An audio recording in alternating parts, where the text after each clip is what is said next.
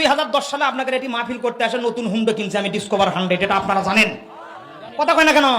সকলি বলে ওই হুন্ডা নাকি আমার শ্বশুর দিয়েছে, না ওটা আমার টাকা দেখি না।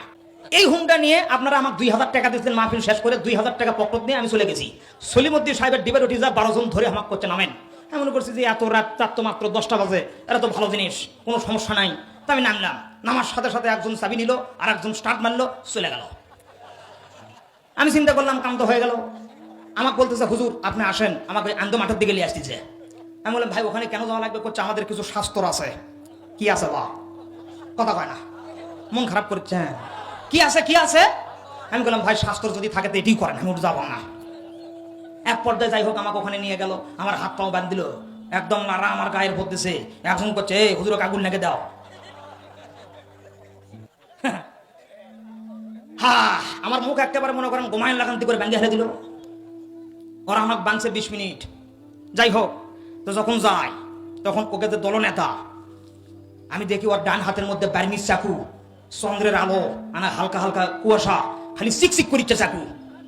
আমাকে এখন বলতেছে হুজুর আপনি কি মন খারাপ করছেন? আমি চাকুর দিকে তাকে বলতেছি না মন খারাপ করিনি। কথা কয় না।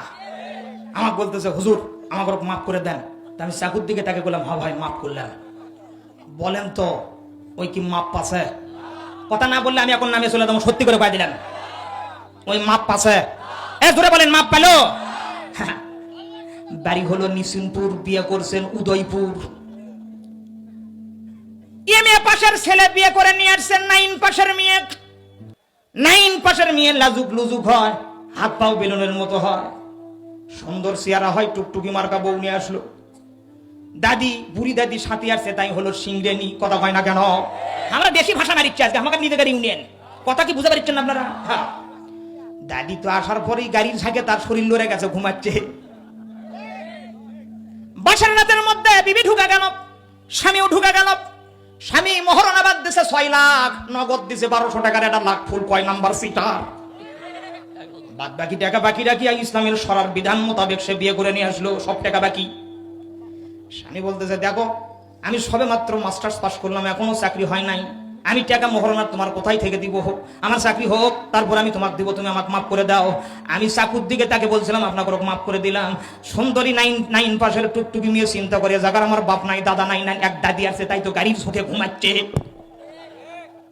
বিয়ের প্রথম রাতেই যদি আমি আমার স্বামীর সাথে বিট্রে করি, আগামীকাল এই বাড়িতে আমার থাকার ভাগ্য হবে না।